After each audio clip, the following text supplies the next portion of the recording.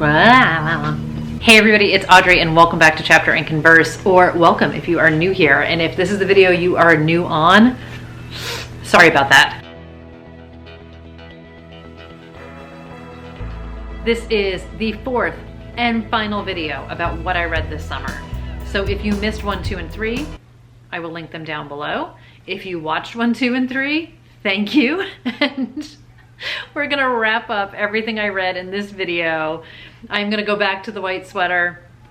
I'm gonna wear the white sweater in the finale wrap up of the video, and we are all just going to be okay with it. So here we go, part 4, the grand finale of all of the books that I read this summer. The next book was another one of my 2020 releases, and it is You Are Not Alone by Greer Hendricks and Sarah Pekkanen. And they wrote The Wife Between Us, which I loved. They wrote An Anonymous Girl, which I liked. And they wrote this book, which I kind of wouldn't waste your time with. I was super disappointed in this book. And in their very typical style, things are not what you think they are and things are not as they seem. So I do like that about it. It wasn't a complete bust for me. I did like the way that they tie everything together connection-wise in the book, because they always sort of have this how do things connect, or at least I think they did. But I did like how the connection thread was explained at the end. Like I was like, when it happened, I was like, there it is. There's your signature. Well done, ladies. Well done. But other than that, and I kind of panned this on my Goodreads also, if you want to like dig deep into the spoiler section of it, and I won't spoil it here. But this is about a woman named Shay who is basically kind of down on her luck, lives in New York City again. They do big New York City books. And has this roommate that she's basically kind of in love with, but he has a girlfriend. And the girlfriend's going to want to move in, so Shay's going to have to move out. She doesn't have a job. Her life's just a mess. She doesn't have any friends. And she's a statistician. So at the beginning, we kind of get like these little stats from her. And it's not like in a Bridget Jones kind of fun way, but like she just sort of has like random knowledge, which winds up playing a part so she can explain certain things. But after a while, honestly, the stats part got really kind of tired. But the book opens with her going down to a subway station. I think it's like super early on a Sunday morning. I don't even remember why she's there. And there is a woman sort of further down the subway platform who's teetering a little bit too close to the edge. And Shay's like a little bit nervous about it. And she should be, because the woman just flings herself in front of a train. And Shay is understandably, I don't know why I'm laughing at it, kind of freaked out. It's kind of like a horrible thing to have witnessed. And she becomes fixated on the woman who threw herself in front of the train, because she coincidentally kind of looks a little bit like Shay. And Shay has this feeling of like, that could have been me. I'm feeling really crappy about my life. I very easily could have been the woman who just decided I can't do it anymore. And Shay starts to kind of look into this woman's life. She winds up going to her memorial. She fibs about how she knows the woman. She doesn't tell people that she saw her on the train platform that morning, and sort of accidentally inserts herself into this woman's life. And she's got these fabulous friends, the Moore sisters, who are like the cream of the crop of New York City. They have the best clothes and the best bag, and they're rich and they're beautiful, and they have it all together, and they kind of bring Shay under their wing. And it seems like her life is going to be perfect now, and she's got these great friends who are helping her get an apartment and get a job and get her life together. But their motives are not quite what they seem, and things just go bad. I mean, it's just not what it seems. But it wasn't thrilling or mysterious. It didn't feel like Shay just seemed like an idiot in some ways. Like she should have caught on sooner or known better. And there was a lot too much coincidence for me. And her in love with the roommate and I just was not like a huge fan of his. And it's one of these like, you just want to be like, hey Shay, your entire life has kind of been crappy. And if it looks too good to be true, it probably is. And it looks too good to be true. Like, why would these women do all of this amazing stuff for you? They don't even know you. And like, how do you not know anything about them? It was too, It just wasn't. It just wasn't. So it was like, no. The ending I thought was a little bit preposterous, but there was just no tension to it. There was too much telling. So I feel like moments that should have been tense, the reader was clued into what was happening, so there was no tension to it, if that makes any sense. So I don't know. I was disappointed. I want more from these ladies. I feel like The Wife Between Us was such a smart book, and I don't think they've reached that level again. Like, I think that to me is their top, and we have yet to hit it again. So,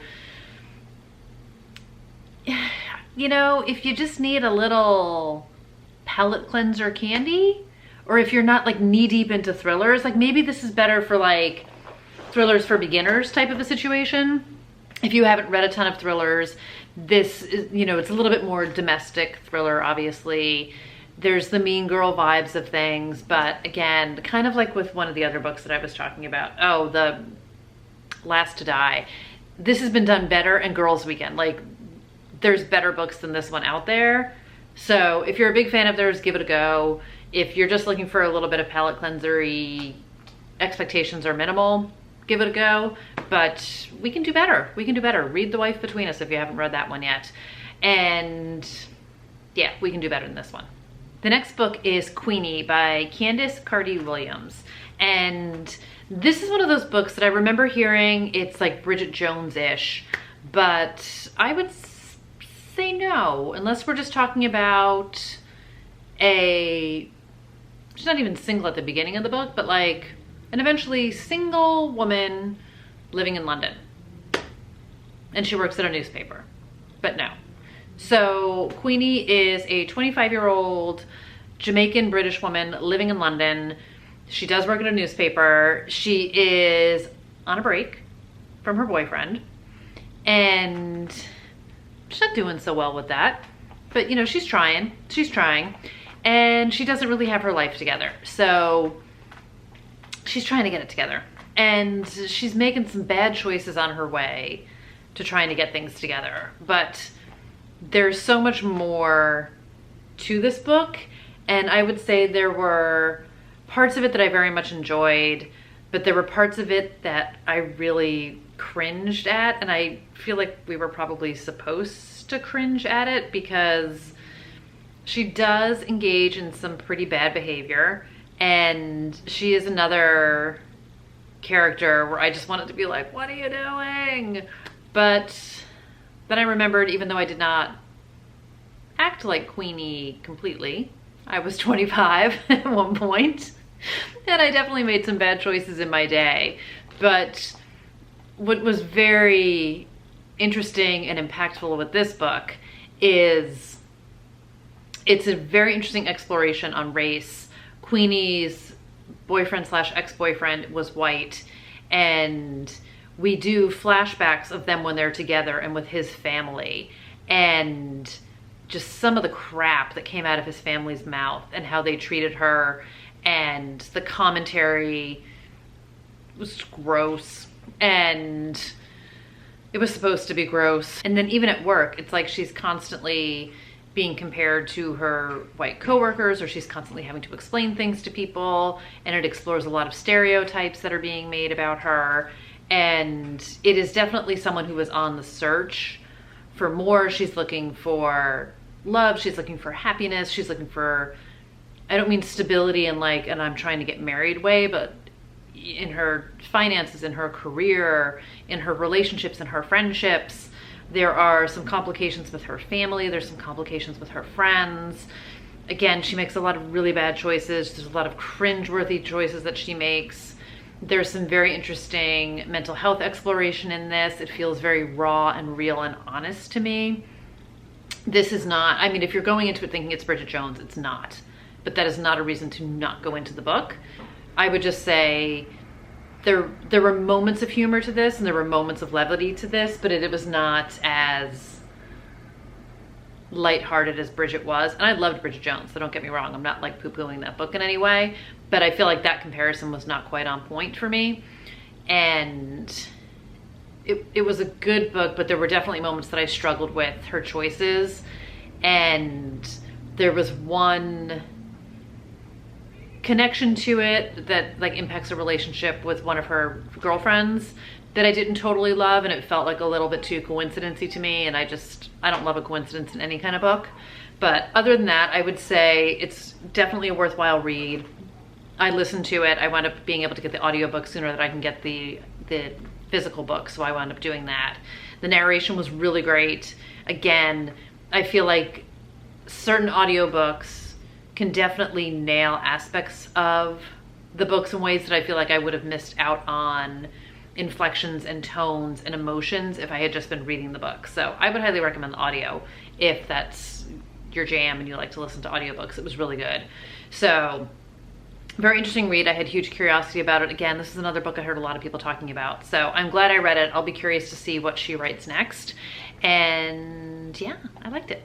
The next book is called True Story, a Novel by Kate Reed Petty. And this sort of came across my desk, came across my radar, and I was really intrigued by this. And this is another one where I was like, ooh, this really feels like something I would like. I'm intrigued. Megan Abbott endorsed it, which should have been a sign for me that this was not going to quite be what I thought it was going to be.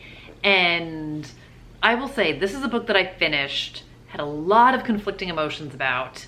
I wound up listening to a podcast with the author and hearing some of her explanation behind her writing of the book and what she was trying to achieve with the book and her views of the characters and things like that, which helped, I would say, form a little bit of a different opinion for me.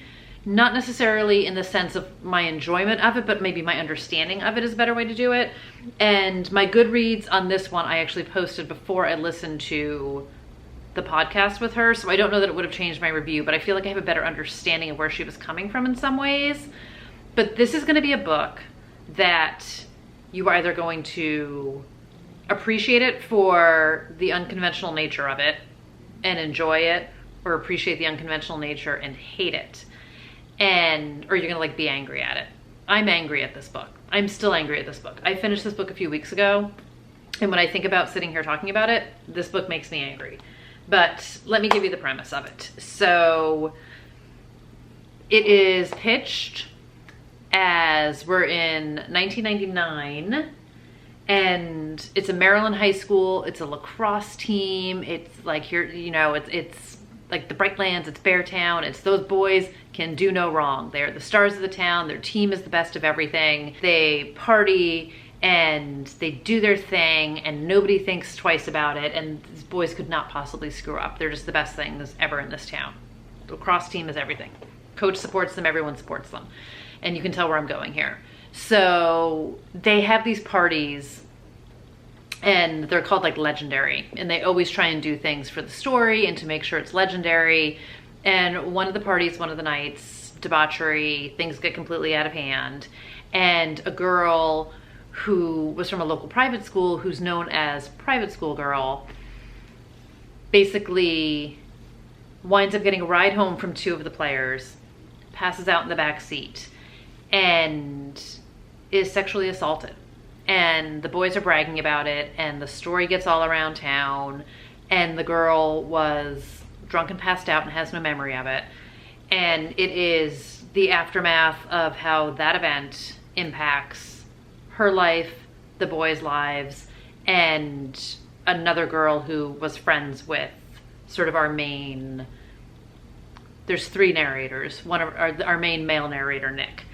And we start in 1999, and then it's really just like a few very long vignettes over 15 years, I want to say. Yeah, to 2015. And it's how that night and that event impacts the lives of all of these people, these three people, and some more people in their universe. But basically it's the three of them. But what's interesting about the book is it's like there's script pages and there's college essays and there's like fever dreamish horror and there's like noir and there's straight up storytelling. And it just keeps shifting how the story is told, and it keeps shifting kind of genre, and even just, like I said, I mean, it's like college essays and texting and movie script, and one of them is a ghostwriter, and you're kind of like, boo, boo, boo. It's like a pinball, like all over the place. Like it was sort of like when each little vignette ended, I wasn't sure what I was going to get next. So it was really interesting, and I was very intrigued, and again, props to her for coming up with this completely creative way of telling the story. But at the end of the day, the ending really made me mad. Like really, really fiery mad. And you have to read the book to understand why, or read my Goodreads review to understand why. But I think it was a missed opportunity of what could have been a much more impactful and interesting commentary on this sexual assault that happened in high school and these boys, and again, that revered, can do no wrong situation that we keep seeing over and over again, and we keep seeing it over and over again for a reason. But I can't say much more about it because it's going to ruin it. But it was interesting and well done, and I feel like, so my Megan Abbott cue should have been, her books are never quite what they seem, I think, and her books are not conventional to me. So the fact that she completely like signed off on this book, which doesn't make it bad in any way, should have been a sign to me that like I was not gonna go into this just getting a straight up high school story with the long lasting effects of a really bad night and the just athlete boys. I don't even have words, but it was interesting. So I would say go in knowing it's not going to be just a straight up novel. How about that? It's not going to be a straight up novel, but I would be curious if anyone else has read this book, because I haven't seen anyone else talk about this one yet. If you've read this book, I would be curious to hear what you think of it. But it definitely wasn't what I was expecting, and I was ultimately disappointed in the end. But again, I have a lot of respect for how she wrote the story, and then listening to her talk about it again, I kind of wanted to be like, girl, what were you thinking? But I don't know. So everyone has their own story to tell. So who am I? Who am I to criticize? I'm just here to review some books. Okay, I feel like I've been filming for like 5 hours. The last book I'm going to talk about, and this is another book that I have some conflicted feelings about, and it has been on my list for so long, and I finally did it. I finally read If We Were Villains by M.L. Rio, and I bought this book only because it was pitched as The Secret History by Donna Tartt, which is one of my favorite books, which is another book that is divisive and controversial, and people love it or hate it. I loved it. I read it for the first time in college. I have a huge sentimental feeling about that book. And this book I had heard mixed bag on as well. And I 100% get why. And I 100% get why people won't like this book. And I am 50-50 on this book, because I almost feel like there were two different aspects to this book. And these are 7 kids in college, staying kids, and they're at like this prestigious school for the arts, and they are in this Shakespearean conservatory. And the book opens with one of the 7 getting out of jail for having killed one of the others in the friend group. And we switch between present day and past. We find out who was murdered. We obviously find out who done it. We find out why this guy went to jail. And when he's coming out of jail, the detective that arrested him basically is like, I never believed you did it. I'm retired. Tell me what happened. So it's basically him recapping for the detective what happened. And what lost me on this book, and I think what loses a lot of people, they're Shakespearean actors. They do tons of Shakespearean plays. I am not a huge Shakespeare aficionado, so I feel like there's probably like super subtext that I missed. And M.L. Rio is like, she went to this school. This is like, you know, based on her friends, but not based on her friends kind of a thing. So to me, this is like a real love story to her experience, to her friend group, minus the murder, and to Shakespeare. And I am familiar with sort of his plays that we had to read in high school. I know The Taming of the Shrew really well because Kiss Me Kate was one of my most favorite musicals, and we did that in high school. So Taming of the Shrew has always had like sentimental appeal to me. That does not play a factor in this really. But like, I know Macbeth, I know Hamlet, I know Romeo and Juliet to a degree, but not to the in-depth degree of it. But anyway, what loses people is that they are acting out the plays because they are in the conservatory, but it is pages and pages and pages and pages and pages of them acting out the play. And like, not like, I didn't need that. Like, tell me we're doing Macbeth, give me a little like cauldron burn, cauldron bubble, the end, you know, out damn spot. Like, give me a couple of those things and like, let's get out of here. The plays went on for pages. So I wound up doing half audiobook, half book. And I basically like audiobooked the Shakespeare part of it because it just was slowing me down. It was really slowing me down was the problem. So the parts of the story that were not them doing the plays, I really enjoyed. I enjoyed the twisted dynamic between them, the jealousy, the rivalry, the who loves who, who's sleeping with who, all the incestuous friendship stuff, the murder, the trying to like get away with murder. So it definitely had that same Secret History, how to get away with murder vibe. Group of friends killing someone and then they're just trying to like get away with it. Will they or won't they? What happened that night? Who winds up together? All the stuff. So I was there for that. And I ultimately liked the ending. I liked the resolution. I liked the explanation. I liked a lot of the characters. I just didn't like the Shakespeare part of it. And it slowed me down too much. And I don't know, I haven't heard anyone talk about this either, but I feel like there's some good pan rep in here. I haven't heard anybody mention that. I enjoyed the relationships between them. I liked Oliver. I mean, it's just, was sort of like the outcast kid. He's the Wes, you know, he's my Secret History guy who kind of doesn't belong. He doesn't have all the money and he just gets himself into this group. And I liked it, but I didn't love it as much as I wanted to. But I struggle. I would say if you're intrigued on it, give it a go. If you liked The Secret History, give it a go. If you didn't like The Secret History, I would give it a go. Maybe this is more your speed. But the audiobook worked for me, especially on the Shakespeare parts. I went back and forth, like I said. I dog-eared a ton of pages. Like I feel like this never shows on camera. There was a ton that I loved about it, but I understand why people say they don't like it. So I'm glad I finally read it. I wanted to read The Truants, which was also likened to The Secret History, and my deal was I had to read this before I could get it. And I totally got it. It's far, far away. I filmed an early book depository video of some books that I bought, and I don't remember if that was in it, but if it wasn't, I will do one last hurrah haul for the summer. But anyway, so last book, torn, but I get it. So that is going to do it. That is how I spent my summer vacation reading. These are all the books. Let me know, what was your favorite book of the summer? And then I will keep you guys posted on what I am reading. Like I said in one of the videos, I don't remember which one, I am on a mass decluttering situation of my entire life. So I will 100% film and share my book decluttering with you. I'm probably leaving that a little bit more towards the end or when I'm in the mood. To me, books are super emotional. I'm not following the Marie Kondo thing where I feel like she puts books pretty early on.